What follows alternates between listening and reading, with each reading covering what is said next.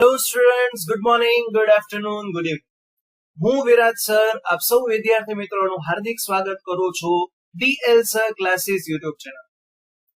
Students, આપ સૌ જાણો છો કે મેથ્સના વિડિયોઝ ધોરણ 10 ના તો આવે છે અને સાથે સાથે ગવર્મેન્ટ એક્ઝામની પ્રિપેરેશન કરતા હોય એમના માટે ઇંગ્લિશ ગ્રામર તથા વોકેબના વિડિયોઝ પણ આવે છે.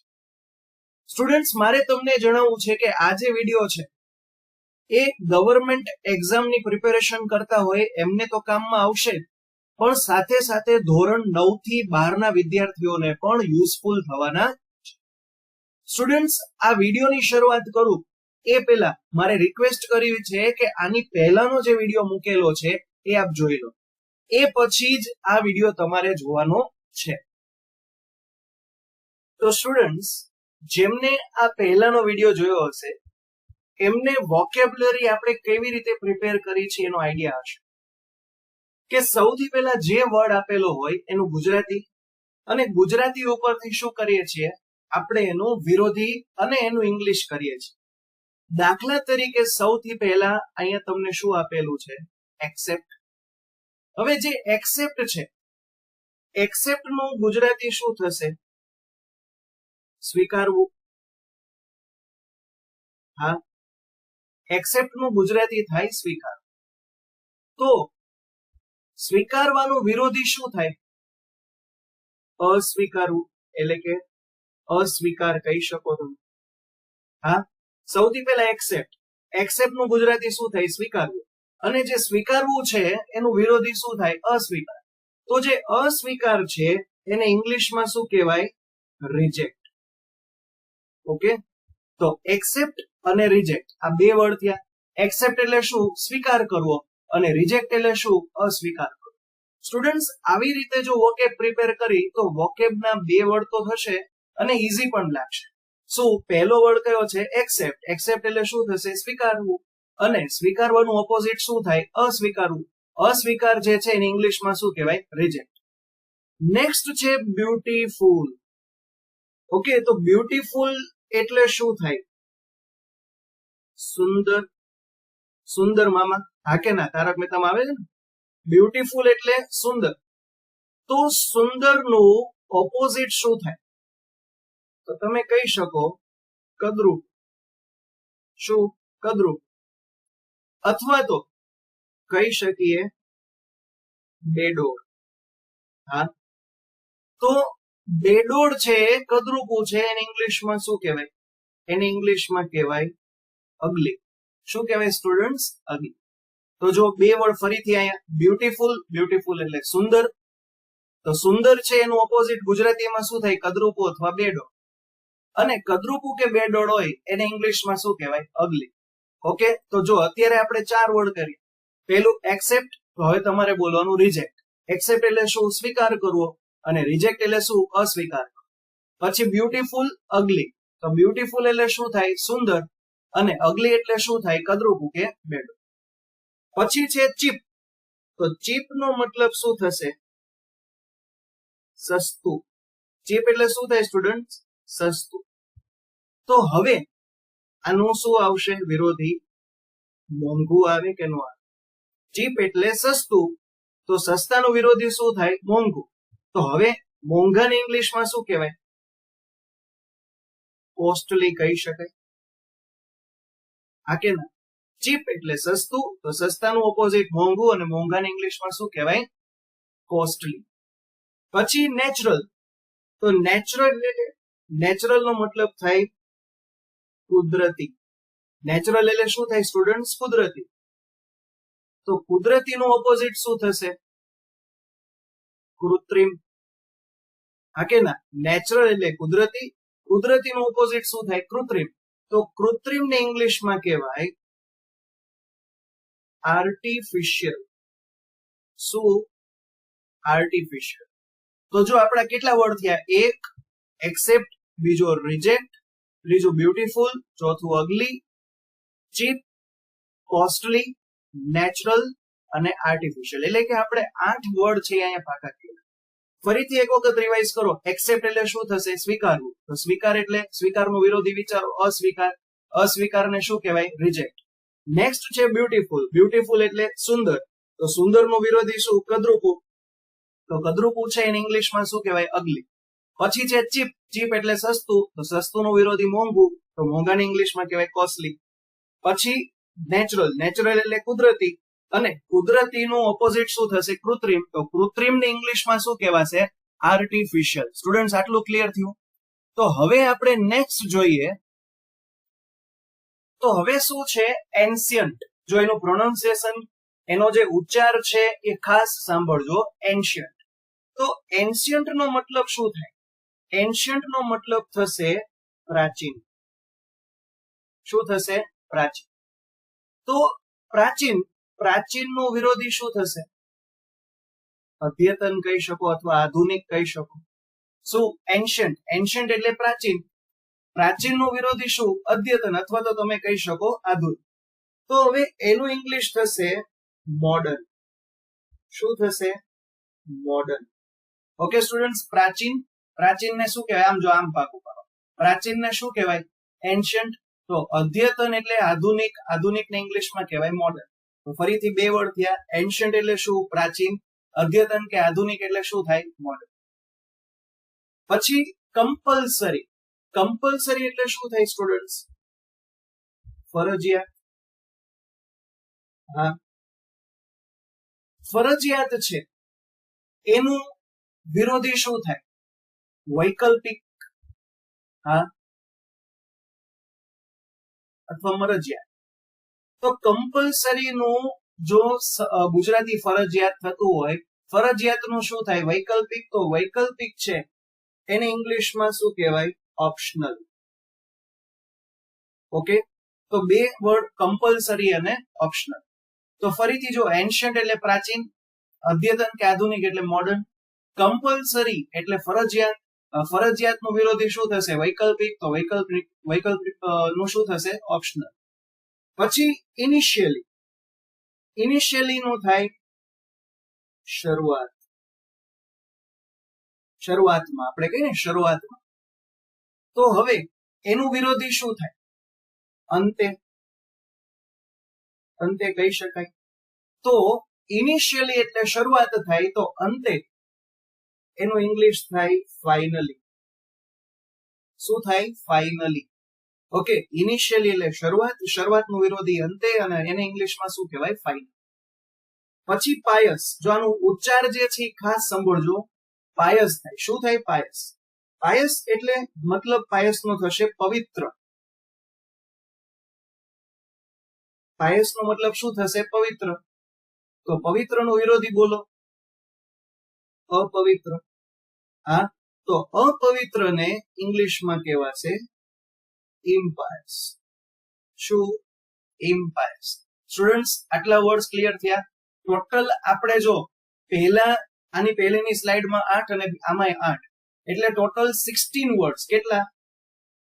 16 શબ્દ આપણે પાકા કર્યા છે. સ્ટુડન્ટ્સ, તો હું તમને અહીંયા તમારું હોમવર્ક એક આપું છું. એક વર્ડ છે વર્ટિકલ. શું? વર્ટિકલ. આનું તમારે ગુજરાતી કરવાનું છે અને એનું વિરોધી કહેવાનું છે. અને નેક્સ્ટ છે કે જે ઈઝી. ઓકે, હવે આ 10 નંબર છે એકદમ ઈઝી છે. ઓકે, અત્યારે તમને આવડતું હશે, છતાં પણ તમારે વિચારવાનું છે કે શું થાય. વર્ટિકલ એનું તમારે વિચારવાનું છે અને ઈઝી નું વિચારવાનું છે. તો સ્ટુડન્ટ્સ, આ આજના લેક્ચરની વોકેબ થઈ. હવે આપણે જોવું છે ગ્રામર. આશા રાખું છું કે તમને વોકેબ જે છે એનો ખ્યાલ આવ્યો હશે. સ્ટુડન્ટ્સ, લાસ્ટ વિડીયોમાં આપણે સહાયકારક ક્રિયાપદ વિશે માહિતી મેળવી હતી. આજે આપણે માહિતી મેળવવી છે ક્રિયાપદ વિશે. હવે ક્રિયાપદ છે એના બે પ્રકાર છે. પહેલું જે છે એ છે હેલ્પિંગ વર્બ,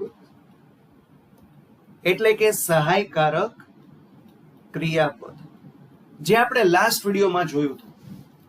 અને બીજું છે મુખ્ય ક્રિયાપદ, ધેટ ઇઝ મેઇન વર્બ્સ. જો સહાયકારક ક્રિયાપદ છે એમાં શું આવતું હતું? તમને ખ્યાલ હોય તો am, is, are, was, were, have, is, had, do, does, did, shall, will, should, would, can, could, may, might, must, ought. Okay, આટલું આવતું હતું. હવે આ મેઇન વર્બ્સ છે એટલે શું થાય? મુખ્ય ક્રિયાપદ. મેઇન વર્બ્સ એને શું કહેવાય ગુજરાતીમાં? મુખ્ય ક્રિયાપદ. તો મુખ્ય ક્રિયાપદો એટલે શું? મુખ્ય ક્રિયાપદોને કહી શકાય ક્રિયા દર્શાવતું પદ. શું સ્ટુડન્ટ્સ? પહેલા તો ક્રિયાપદ. ક્રિયાપદના કેટલા પ્રકાર છે? બે. હેલ્પિંગ વર્બ એટલે કે સહાયકારક ક્રિયાપદ, જે આપણે લાસ્ટ વિડીયોમાં જોયું હતું. એમાં આવે એમિઝાર થી લઈને ઓટ સુધીના શબ્દો. પછી છે મેઇન વર્બ્સ. તો મેઇન વર્બ્સ એટલે શું? મુખ્ય ક્રિયાપદ. તો મુખ્ય ક્રિયાપદ એટલે શું થાય? એની વ્યાખ્યા ક્રિયા દર્શાવતું પદ. તો ક્રિયા કેવી? ક્રિયા બે પ્રકારે હોય. એક ક્રિયા છે જે કહી શકાય શારીરિક ક્રિયા કે માનસિક ક્રિયા. એટલે કર્તા દ્વારા, કોના દ્વારા સ્ટુડન્ટ્સ? કર્તા દ્વારા કરવામાં આવતી શારીરિક કે માનસિક ક્રિયાને જે શબ્દ દ્વારા દર્શાવવામાં આવે છે એને શું કહેવાય છે? મુખ્ય ક્રિયાપદ.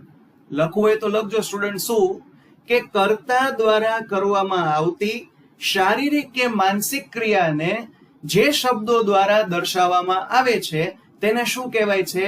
મુખ્ય ક્રિયાપદ. હવે મુખ્ય ક્રિયાપદ છે એ કયા સ્વરૂપે હોય સ્ટુડન્ટ્સ? તો મુખ્ય ક્રિયાપદ છે એક ટુ તરીકે દર્શાવી શકી, પછી એસ કે ઈએસ તરીકે દર્શાવી શકી, પછી V2 તરીકે દર્શાવી શકી, પછી V3 તરીકે અને પછી ING તરીકે. આ મેઇન છે સ્ટુડન્ટ્સ. હવે જો ક્રિયાપદ જે છે, સહાયકારક ક્રિયાપદમાં આપને ખ્યાલ હોય તો હું શું બોલ્યો હતો? Am, is, are, was, were, have, has, had, do, does, did, shall, will, should, would, can, could, may, might, must, ought. તો આ લિમિટેડ હતા. પરંતુ શારીરિક કે માનસિક ક્રિયા જે કોઈ પણ થતી હોય, આપ જ વિચારો કે શું એ લિમિટ હોય? નો હોય ને. તો એને યાદ તો રાખવા પડશે. તો એકચ્યુઅલમાં જોવા જાવ તો ક્રિયાપદ છે એ લિમિટલેસ છે. ઘણા બધા ક્રિયાપદો હોય, પણ મેઇન જે છે આપણે જોવાના છે. આજે ઉદાહરણ તરીકે સપોઝ હું એક કહું કે ક્રિયાપદ લઈએ સ્પીક. કયું? સ્પીક. તો સ્પીક છે એને દર્શાવવું હોય તો ટુ એટલે કે મૂળરૂપ સ્પીક. To speak. સ્પીક એટલે શું થશે? બોલવું. સ્પીક એટલે બોલવું. To speak. હવે જો આ સ્પીક છે એને એસ કે એસ લગાડવામાં આવે તો શું થશે? સ્પીક્સ. શું થશે? સ્પીક્સ. પછી આ V2. હવે V2 એટલે શું થાય? ભૂતકાળનું રૂપ. શેનું રૂપ? ભૂતકાળનું રૂપ. તો સ્પીક છે એનું ભૂતકાળનું રૂપ થાય સ્પોક. શું થાય? સ્પોક. તો જો સ્પીક એને એસકેએસ લગાડો તો સ્પીક્સ, એનું ભૂતકાળનું રૂપ થાય સ્પોક. હવે V3. V3 એટલે શું? V3 એટલે થાય ભૂતકૃદંત. તો સ્પીક નું ભૂતકૃદંત થાય સ્પોકન. તમે આવું સાંભળ્યું હશે કે સ્પોકન ઇંગ્લિશ, બરાબર? સ્પોકન. અને જો સ્પીકમાં તમે ING લગાડો તો શું થશે? સ્પીકિંગ. શું થશે? સ્પીકિંગ. તો સ્ટુડન્ટ્સ, જે કોઈ પણ કાળ હોય, ખાસ યાદ રાખજો, કાળ ઓળખવા માટે કાળ જે છે એનો આધાર જે છે સહાયકારક ક્રિયાપદ ઉપર રહેલો છે. અને સહાયકારક ક્રિયાપદના આધારે ક્રિયાપદના રૂપ મૂકવામાં આવે છે. જો ખાસ યાદ રાખજો, ક્રિયાપદ છે, આ નોંધ લખવી તો લખજો, ક્રિયાપદ એ સહાયકારક ક્રિયાપદના આધારે મૂકવામાં આવે છે. રેડી? શું કે ક્રિયાપદ જે છે એ કોના આધારે મૂકવામાં આવે છે, સહાયકારક ક્રિયાપદના આધારે મૂકવામાં આવે છે. જો આ સ્પીક છે, હવે હું તમને એમ કહું કે હજી એક આવું વિચારો, એક એક્ઝામ્પલ લઈ, રાઈટ.